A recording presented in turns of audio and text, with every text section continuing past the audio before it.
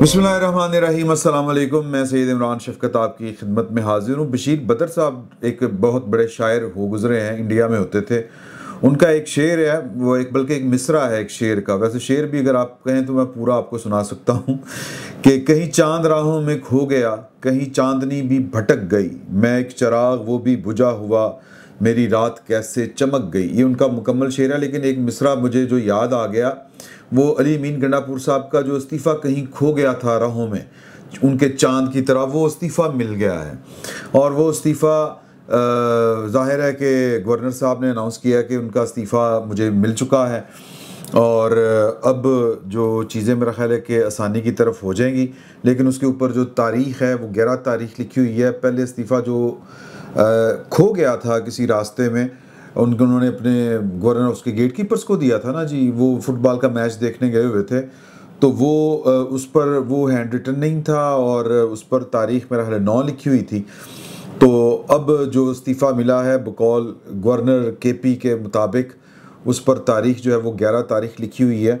तो इसके मज़मरात क्या होंगे, इसके इम्पैक्ट क्या होंगे, ये भी हम बात करेंगे। ग्वाल मंडी का, बल्कि लाहौर का डॉन, टॉप डॉन, वो सीसीडी ने जो है वो उस यानी क्या मैं इसको कहूँ कि मुबैना एक मुकाबला, ये एक बड़ा आसान लफ्ज़ है, उसमें वो तीफ़ी भट्ट साहब वो जनाब अल्लाह को प्यारे हो गए हैं पुलिस मुकाबले में, और अगले की बारी लग चुकी हुई है। एक मीटिंग बैठी हुई है जब मैं आपसे बात कर रहा हूँ, उसमें फ़ैसला मतवक्के है, उसमें फ़ैसला होगा कि जो गोगी भट्ट उनके भांजे हैं उनका क्या करना है, ये फ़ैसला होगा आने वाले दिनों में। मैं आपको ये मेरे पास कुछ ना पर्सनल कुछ एक्सपीरियंस भी और एक वो जो है ना अपने पर्सनल लेवल के ऊपर कुछ इन्फॉर्मेशन है, वो भी मैं आपके साथ शेयर करूँगा। मज़े की इन्फॉर्मेशन है। अच्छा, वो यानी खौफ का लेवल क्या होता है मैं ये आपको बताऊँगा, तो या क्या था ये भी आपके साथ मैं शेयर करूंगा। और ये इनके ये जो है ना डॉन, तीफ़ी भट्ट, गोगी भट्ट, इनके रवाबत किस लेवल के ऊपर थे ये भी मैं आपके साथ शेयर करूंगा। और तीसरा टीएलपी वाला मामला है, वो भी हम डिस्कस करेंगे। इस्लामाबाद में वो हालात क्या हैं, लाहौर में हालात क्या हैं, कोई अच्छे हालात नहीं हैं। अल्लाह ताला खैर बरकत करे और मामलात दुरुस्त हों। तो ये 3 खबरें हैं। मैं पहले गोगी भट्ट वाली बात बताऊं कि कोई और बताऊं सर? मेरा ख्याल है कि पहले पॉलिटिकल कर लें हम, वो ज़्यादा अच्छा है। सियासी जो मामलात हैं, गवर्नर साहब फरमाते हैं कि जी के उन्हें इस्तीफ़ा मौसूल हो चुका है और ये जो है उनके जो मुआवन ख़ुसूसी बराए इंसदाद बदनवानी ब्रिगेडियर रिटायर्ड मुसद्दक गवर्नर हाउस लेकर गए उनका इस्तीफ़ा, और उन्होंने गवर्नर के हाउस के जो केयर टेकर के हवाले किया और केयर टेकर ने इस्तीफ़ा वसूल करके रसीद भी दी, जबकि इस्तीफ़े की वसूली की रसीद पर 2:30 बजे दोपहर का वक्त दर्ज है। जो ख़बरें आ रही हैं वो ये है कि फैसल करीम कुंडी ने साहब का ये कहना है कि आज 2:30 बजे वज़ीर आला का हाथ से लिखा इस्तीफ़ा मौसूल हुआ है, जिस पर 11 अक्टूबर की तारीख़ दर्ज है। इस्तीफ़े की जाँच पड़ताल और कानूनी तकाज़े पूरे करने के बाद इस पर बाकायदा अमल दरामद होगा। उनके कहना है कि मेरी लीगल टीम इस्तीफ़े का कानूनी और आइनी निकात के तौर पर जायज़ा लेगी और फिर आइनी कानूनी निकात के मुताबिक जायज़ा लेने के बाद फ़ैसला किया जाएगा।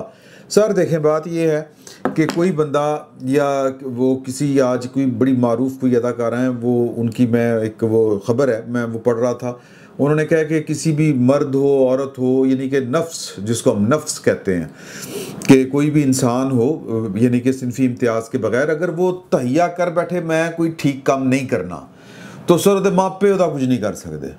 तो ये हुकूमतें, कानून शानून ये किसी फ़र्द को फ़िज़िकली कुछ करने से तो रोक सकती हैं, लेकिन अगर किसी बंदे के दिमाग में कोई ख़राबी हो और वो ख़राबी को लेके जो कानून और आइन के मुताबिक या एक अखलाकी तौर के अंदर भी, सियासी तौर के अंदर भी जो उसके हकूक़ हैं उनको गलत नीयत के साथ इस्तेमाल करना चाहे तो उसको कोई रोक नहीं सकता। तो लेकिन उसके नताइज क्या हैं, वो जब वो अपना काम कर लेगा तो फिर उसके नताइज भी सामने आएंगे कि क्या नताइज निकलते हैं।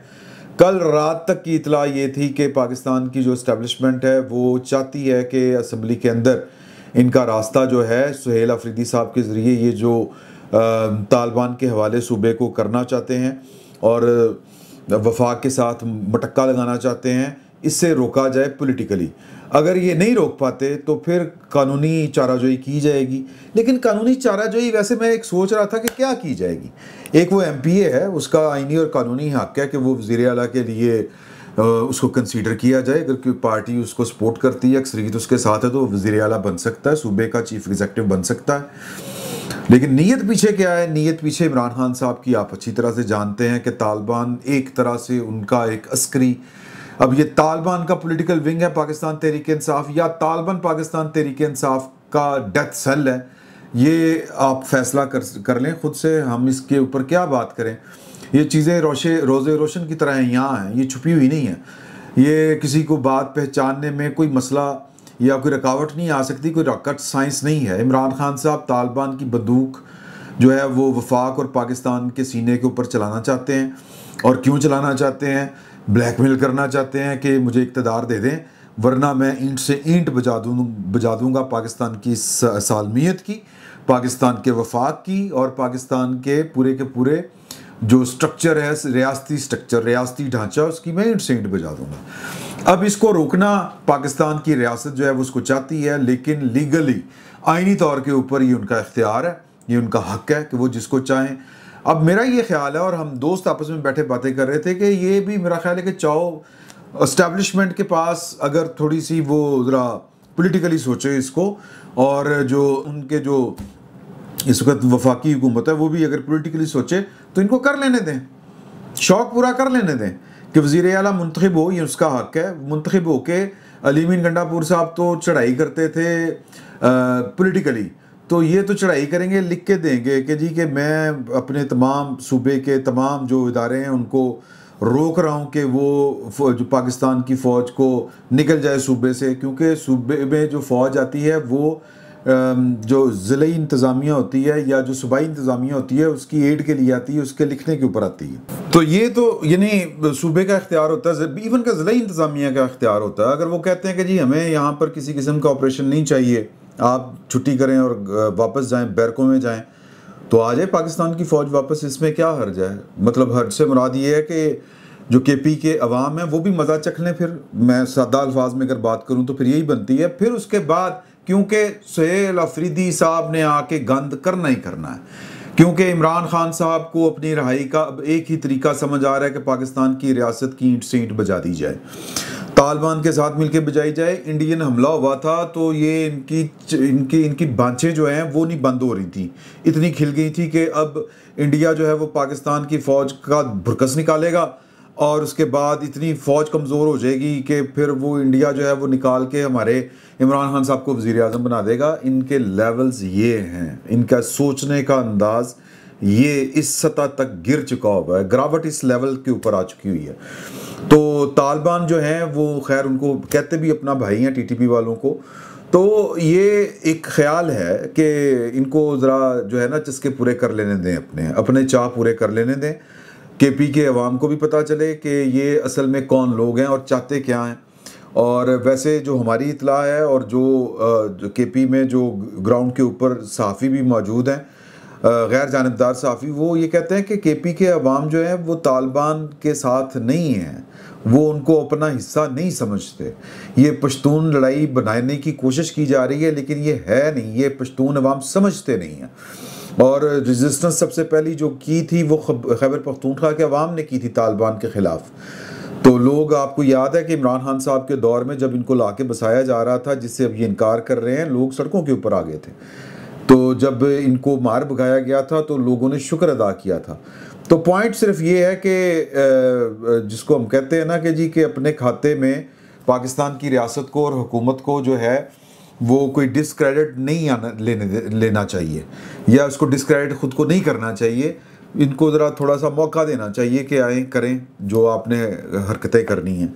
तो बहरहाल ये देखें क्या होता है। ये इस्तीफ़ा जो है वो अब आप एक तरह से कबूल समझें। अब वो जो इस्तीफ़ा कबूल नहीं हो रहा तो तहरीक अदम एतमाद पेश करके इनको हटा दिया जाए, ये कर दिया जाए, वो कर दिया जाए, अब उसकी ज़रूरत नहीं बाकी बची। अभी मेरा ख्याल है कि वहाँ पर असम्बली में इजलास के लिए इनके लोग इकट्ठे हुए हैं, तो ये इजलास जो है वो इस्तीफ़े की मंजूरी के साथ ही आज नहीं तो कल नए जो है कायदे अवान के लिए तलब किया जाएगा, उसमें ये कर लें, फिर अपने चाह पूरे कर लें।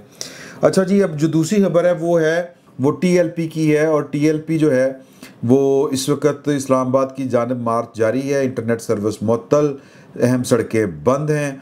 और ये जो मार्च है ये बेसिकली मस्जिद अक्सा या जो है वो गज़ा के लिए है, जहाँ पर अमन मुआहदा हो चुका है, और ये जाके गज़ा से या गज़ा की जंग बंदी जो है वो अमरीकी सफारत खाना है वहाँ पर पहुँच के करवाना चाहते हैं।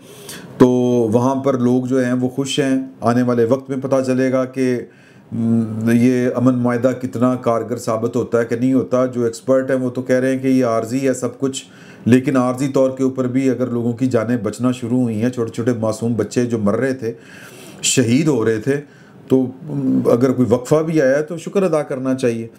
तो अब ये जनाब ये मतलब कह लें कि ये मार्च लेके जा रहे हैं और इसको रोकने की कोशिश है। अब जो AFP है उसके मुताबिक ये मुजाहरे जुम्मे को उस वक्त पुरतशद्दुद हो गए थे जब पुलिस ने लाठीचार्ज किया और आंसू गैस फायर किए, जबकि मुजाहरीन ने एहलकारों पर पथराव किया था। इस्लामाबाद और रावलपिंडी में सिक्योरिटी इक़दाम और ट्रैफिक पाबंदियों के बायस सरगर्मियाँ मुसलसल दूसरे रोज़ भी मुतासर रहीं, और इतलात ये आ रही हैं कि पुलिस कम है और जो ये TLP के कारकुन हैं ये ज़्यादा हैं। और जो हमारे पास ख़बरें आ रही हैं और जो लोग पकड़े जा रहे हैं क्रैकडाउन के नतीजे में, उनसे खंजर बरामद हो रहे हैं, छुरे बड़े बड़े बरामद हो रहे हैं, बंटे ये जो होते हैं वो जो शीशे की गोलियां, हम तो कंचे उनको कहते थे, वो गुलेलों में डाल के वो किसी गोली से कम नहीं होते, किलों वाले डंडे। अब ये पाकिस्तान में इस तरह के काम करके हमने कौन सा गज़ा आज़ाद करवाना है, कौन से इसराइल को हमने शिकस्त देनी है। ये मेरी कम से कम जो छोटी सी अकल है उसमें तो ये बात ना समझ आती है उसको, ना उसके अंदर कोई बात ये वाली कोई घुसती है, कोई लॉजिक नहीं है इसमें। लेकिन चूँकि हमने जो है वो अकीदत और लोगों की जो अकीदत ही कहेंगे उसको, जिस तरह से ये इस्तेमाल की जाती है, लाइफस्टाइल चेक करें आप लोगों का तो आपको पता चलेगा कि जो हमारे मजहबी रहनुमा भी होते हैं उनका लाइफस्टाइल जो है वो सेठों और बड़े बड़े स्मगलरों से कम लेवल का नहीं होता। ये जो इंडस्ट्रियलिस्ट होते हैं इनसे कम लेवल का नहीं होता। मैंने अपने जो हैं क्या नाम है यार, तारक जमील साहब, उनका लाइफस्टाइल जाके चेक करें ज़रा, मैंने तो अपनी आंखों से देखा हुआ। तो इसी तरह और भी बहुत से लोग हैं। खादम हुसैन रिजवी साहब का मामला ज़रा मुख्तलिफ था, ये भी अपनी जगह के ऊपर बात दुरुस्त है, और वो अपने काम में मुखलिस थे, इसमें भी कोई शक वाली बात नहीं है, लेकिन रैशनल नहीं थे।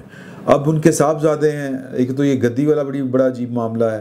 खैर मैं किसी की दिल आज़ारी नहीं करना चाहता, लेकिन ये रियासत को इस इम्तिहान में नहीं डालना चाहिए। ये बात जो है आप इसको समझने की कोशिश करें, ये ज़रूरत है इसको समझने की कि आप पाकिस्तान के अंदर बैठ के किस तरह गज़ा की बात, मतलब मुझे नहीं समझ आती। मैं जिस तरह पहले मैंने आपसे कहा कि आप इसराइल का कब्ज़ा गज़ा से कैसे छुड़ा सकते हैं, पता नहीं, मतलब कोई होती ना अक्ल समझ, अल्लाह बेहतर जानता है। तो ये बड़ा काम ख़राब हो रहा है। अच्छा जी, अब एक और मामला है, वो है लाहौर के डॉन का। कल हमारे पास बैठे हुए थे एक पाकिस्तान मुस्लिम लीग नून के हमारे दोस्त हैं, रुकन पंजाब असम्बली, रूरल एरिया से उनका ताल्लुक़ है, शहर के नहीं है, यानी कि लाहौर से उनका ताल्लुक़ नहीं है। और वो बता रहे थे कि यार के हालात किस कदर ख़राब हैं, लोग बड़े परेशान हैं। मुलाजमतों के लिए हमारे दही इलाकों में ख़वातीन जो कभी बाहर नहीं आई थी, वो कहता मेरे दफ्तर में आ जाती हैं और शर्म आती है कि हम उनके लिए कुछ कर नहीं पा रहे। मुसलसल जो है वो लोगों का मेयार ज़िंदगी हो या फिर जो रोज़मर्रा के मामूलात हैं वो बड़े मुतासर हो रहे हैं। महंगाई अरूज के ऊपर है, लोगों को रिलीफ चाहिए और अभी तक हम लोगों को रिलीफ नहीं दे पाए। और साथ ही उन्होंने दूसरी सांस में बात की कि CCD वाले बड़ा वधिया काम कर रहे हैं। मैं कहा यार क्यों? तो उन्होंने कहा कि यार के बस बदमाश मार रहे हो। मैंने उन्हें कहा कि ये तो गलत है, यानी बग़ैर अदालती कार्रवाई के आप किसी को यूँ मार दें, इससे तो ख़राबियाँ होती हैं। लोग रिलीफ महसूस कर रहे हैं, लोगों को अच्छा लग रहा है। सर, लोगों की साइकी इस लेवल के ऊपर पहुँच चुकी हुई है। ये एक मुंतखब नुमाइंदा ये वाली बात कर रहा है कि लोगों की ये जो आपको पाकिस्तान के अंदर ये जो आपको एक बड़ा पाकिस्तान तहरीक इंसाफ के साथ और सोशल मीडिया के ऊपर जो आपको एक हिजान वाली कैफियत में मालूम होती है, ये इसलिए होती है कि लोग इस 75 साला निज़ाम से तंग आ चुके हुए हैं। अब वो इस निज़ाम को बदलने के लिए उनके पास ना कोई लीडरशिप है जो अक्ल समझ के साथ काम ले, और ना लीडरशिप जो है वो सही सिमत काम कर रही है इस सिलसिले में। उनको लग रहा है कि जी कि एवोल्यूशन और इसी तरह ही सिस्टम जो है वो आहिस्ता आहिस्ता ठीक होगा। लोगों के सब्र का पैमाना लबरेज हो चुका हुआ है। ये बात आप ग्राउंड के ऊपर जाएंगे तो आपको पता चलेगी ये वाली बात। तो सीसीडी को लोग अप्रिशिएट कर रहे हैं, और सीसीडी ने आज एक बड़ा काम ये कर दिया है कि सीसीडी ने आज अपना जो सिक्का है, ये जो लोहा है, वो लाहौर की हद तक तो मनवा लिया है। लाहौर में अगर उसने मनवा लिया है तो इसका मतलब आप समझे कि पंजाब में मनवा लिया। अगर पंजाब में मनवा लिया तो इसी तर्ज के ऊपर जो ऑपरेशंस हैं सीसीडी के, ये अब पंजाब वाले, सिंध वाले, मतलब पंजाब वाले तो खैर इसको अप्रिशिएट ही कर रहे हैं, आम लोगों की मैं बात कर रहा हूँ, सिंध वाले, बलूचिस्तान वाले और पाकिस्तान के जो दूसरे खैबर पख्तूनख्वा के लोग हैं, वो अब ये उनकी भी ख्वाहिश होगी कि सीसीडी की तर्ज के ऊपर यहाँ पर भी कार्रवाइयाँ हों। क्यों? क्योंकि आपकी जो पुलिस है, आपका अदालती निज़ाम है, आपका क्रिमिनल जस्टिस सिस्टम है, वो लोगों की ज़रूरियात को पूरा नहीं कर सका, लोगों की रिक्वायरमेंट के ऊपर पूरा नहीं उतर रहा। लोगों को जल्द रिलीफ चाहिए, जल्द इंसाफ चाहिए। और ये मेरा ख्याल है कि लोग अपनी जगह के ऊपर हक बजानिब हैं। तो ये हमारी जो रूलिंग एलीट है, ये उसके लिए एक अलार्म है। अगर उनको ये बात समझ नहीं आ रही तो हो सकता है कि जब उनको समझ आए तो फिर बहुत देर हो चुकी हो। तो रूलिंग एलीट को समझना चाहिए। आज लाहौर में, लाहौर का जो टॉप लॉन्च जिसको हम कहते हैं टॉप नॉच, यानी कि डॉन्स का डॉन ऑफ द डॉन्स की नाम तीफ़ी भट्ट, तारीफ भट्ट, ख्वाजा तारीफ भट्ट उनका नाम है, और तीफ़ी भट्ट। ये इनको दुबई से गिरफ़्तार किया गया था। ये पाकिस्तान रहीम यार ख़ान पर इनको लाया गया, और वही 25/25 की एफ़आईआर की नकल मैं आपके साथ शेयर करता हूँ। प्रोड्यूसर साहब भूल जाते हैं, ये इनके मैं ज़िम्मे लगाता हूँ काम, ये भी भूल जाते हैं, मैं भी भूल जाता हूँ। कल भी इन्होंने बल्कि मुसलसल 2 दिन से मुख्तलिफ़ चीज़ें इन्होंने नहीं लगाई। तो ये मैं कोशिश करूँगा कि मुझे याद रहे कि एफ़आईआर की कॉपी आप देख लें। तो ख्वाजा तारीफ साहब जो हैं वो, उनको सुबह 8 बजे के करीब किसी उनके साथी छुड़ा के, ये एक पैटर्न सेट है कि पहले एफ़आईआर दर्ज हुई कि उनके साथी है, उनको छुड़ा के ले गए, एक पुलिस वाला ज़ख्मी हुआ, फिर बाद में पता चला कि जी कि वो मुकाबले में मारे गए हैं। अब ये मतलब ये आपको पता है कि ये सब क्या होता है। ये पुलिस सीसीडी स्पेशली ये काम कर रही है। कोई 1000 के करीब रिपोर्ट किया जा रहा है कि ये मुकाबले पंजाब के अंदर हुए हैं। और जो मरीम नवाज साहबा हैं, इन्होंने मिथ लिया हुआ है, ज़फ़र चट्ठा साहब और को इसी काम के ऊपर लगाया हुआ है उन्होंने कि जी के पंजाब में बदमाश कोई नहीं रहेगा, पंजाब में कोई गुंडागर्दी जो है, गुंडागर्दी वो नहीं रहेगी। तो अब छोटे छोटे जो पहले कर रहे थे ना गैर मारूफ किस्म के डॉन्स, छोटे मोटे डॉन्स, अब ये जो बड़ा डॉन आज इन्होंने फड़का दी है ना, तीफ़ी भट्ट साहब, इसके बाद मेरा ख्याल है कि जो सीसीडी का जो टेरर है, इसका जो खौफ है, वो लोगों के दिलों में बैठ जाएगा। अब दूसरे भी गिरफ्तार हो चुके हैं, इनके भांजे हैं गोगी भट्ट साहब गिरफ्तार। इनकी गिरफ्तारी से मुराद ये है कि इनकी गिरफ्तारी डिक्लेयर नहीं की गई, लेकिन ख़बरें हमें ये मिल रही हैं कि वो पकड़े गए हैं, वो उनके पास हैं। और जब मैं आपसे मुखातिब हूँ, एक मीटिंग चल रही है और हो सकता है 6-7 बजे के करीब वो इतला आ जाए कि इनका क्या करना है। करीनस कयास है कि उनको भी जो है कुछ साथी छुड़वाने आएंगे और वो छुड़वा के ले जाएंगे, और फिर उसके बाद जो होगा वो आपको पता है। जो तीफ़ी भट्ट साहब के साथ हुआ वो गोगी भट्ट साहब के साथ भी होगा। गोगी भट्ट साहब और तीफ़ी भट्ट साहब ये लाहौर ग्वाल मंडी मेन चौक के रहने वाले हैं, कश्मीरी हैं और असर रसूख वाले लोग हैं। लाहौर में आईजी अगर किसी का कोई कब्ज़ा नहीं छुड़वा सकता तो तीफ़ी भट्ट साहब जो थे वो मामलात अपने डेरे के ऊपर ग्वाल मंडी में सेट करवा दिया करते थे। इनको टक्कर देने वाले टीपू ट्रकाला साहब थे, उनके फिर पोते अमीर बलाज, उनके कत्ल में भी इनका नाम आया। जितने उनके कत्ल में लोग शामिल थे वो भी फारिग हो चुके हैं। तीफ़ी भट्ट साहब जो हैं ये टॉप आदमी थे, उस कत्ल के एक मरकज़ी किरदार थे। तो तीफ़ी भट्ट साहब कश्मीरी हैं, इनकी रिश्तेदारियां जो बनती हैं निकलती हैं, ये कश्मीरियों की सारी नानी सांझी होती है ना सर, तो शरीफ फैमिली के साथ भी हैं। और एक दौर था कि शहबाज शरीफ साहब, नवाज शरीफ साहब, ये ख्वाजा तारीफ साहब के हाँ इनके बड़े भाई हैं, ख्वाजा अजहर गुलशन साहब, ये कारोबारी कहलाते हैं, बिजनेसमैन कहलाते हैं, ताजर कहलाते हैं, लेकिन काम इनके यही थे कि ये जो मुतनाज़िया जो प्रॉपर्टी होती थी ये उसका काम करते थे। अगर जिस घर के बाहर लिख दिया गया ना, या पता चल गया कि जी तीफी भट्ट साहब ने इस प्रॉपर्टी में 5 पैसे अपना हिस्सा पा देता है, तो फिर वो प्रॉपर्टी जो थी उसकी तरफ कोई देखता नहीं था। और अगर मेरा फ़र्ज़ करें कि मेरा अपने किसी होता है ना रिश्तेदारों में वो जो तकसीम वाले मामलात होते हैं, तो किसी ने किसी के हिस्से के ऊपर कब्ज़ा कर लिया, बहनों के हिस्से के ऊपर कब्ज़ा कर लिया कि जी को नहीं दे देंगे, ये नहीं दे रहे, तो हिस्सा नहीं दे रहे, तो इसमें तीफी भट्ट साहब को वो बंदा जाता था कि जी ये मेरे कागजात हैं, मेरे भाई तगड़े लोग हैं, वो हिस्सा नहीं दे रहे। और वो जनाब तीफी भट्ट साहब कहते सी कि तुसी ये पैसे फड़ो, 1 करोड़ की प्रॉपर्टी है, आपका 1 करोड़ बनता है, ये 50 लाख में आप डन करें, 50 लाख लो, 50 लाख का भी है, 5 लाख तुहानू आ गया, बाकी लैके तुहानू दे देंगे। उन्होंने कोलों फिर जी कि जगह मैनू वेच दिओ या मेरे को खरीद लो, जो काबज़ होते थे। तीफी भट्ट के नाल किन्ने मुकाबला करना सर।